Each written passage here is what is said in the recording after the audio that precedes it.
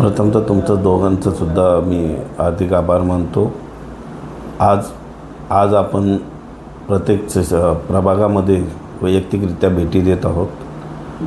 प्रत्येक घराघरामध्ये आपण भेटी देत आहोत।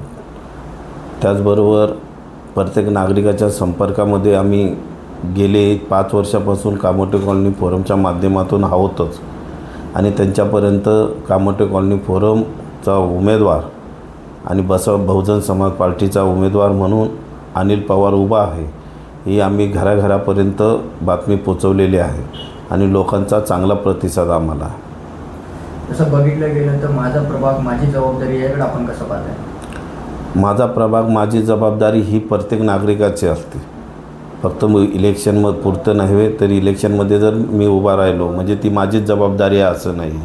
त्या प्रभागामध्ये असणारा प्रत्येक नागरिक यांचं ते आद्य कर्तव्य आहे की माझा प्रभाग आणि माझी कामगिरी या उद्देशाने लोकांना सहभागी करून घेऊन येणाऱ्या काळामध्ये आपला प्रभाग आपली जबाबदारी म्हणून आम्ही लोकांना त्या माध्यमातून सांगण्याचा प्रयत्न करणार। असं बघितलं गेलं तर स्थानिक पातळीला कोणकोणत्या विषय स्थानिक लेवलला कोणकोणत्या समस्या त्याकडे आपण कसं? स्थानिक लेवलला बऱ्याच समस्या आहेत। महानगरपालिकेची शैक्षणिक असुविधा आहे, वैद्यकीय असुविधा आहे, पिण्याच्या पाण्याचा प्रश्न बिकट आहे, टँकर लॉबी ह्या कामोटे शहरामध्ये फोफावत आहे, गटारे नाही आहेत, लहान मुलांना खेळण्यासाठी पटांगण नाही आहेत, अशा अनेक समस्या या कामोटे शहरामध्ये आहे। आपल्या माध्यमातून कोणकोणती विकासाची कामं होतील? ह्या ज्या समस्या सांगितल्या त्याच समस्या सोडवण्याचा आम्ही प्रयत्न करणार आहे।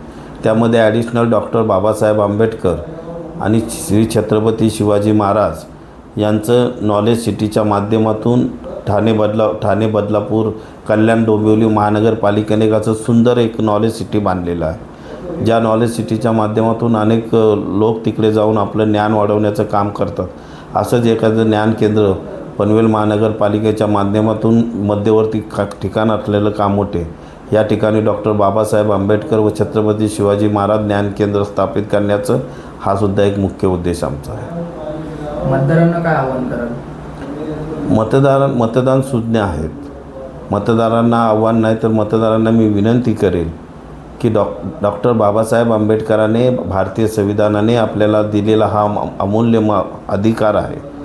त्या अमूल्य अधिकाराचा वापर करून आपण ह्या ठेकेदारशाही आणि घराणेशाहीला मोडीत काढण्याचा प्रयत्न करूया आणि आपला कामोटे आपली जबाबदारी आपला प्रभाग सुंदर व सुनियोजित करण्यासाठी प्रयत्न करूया।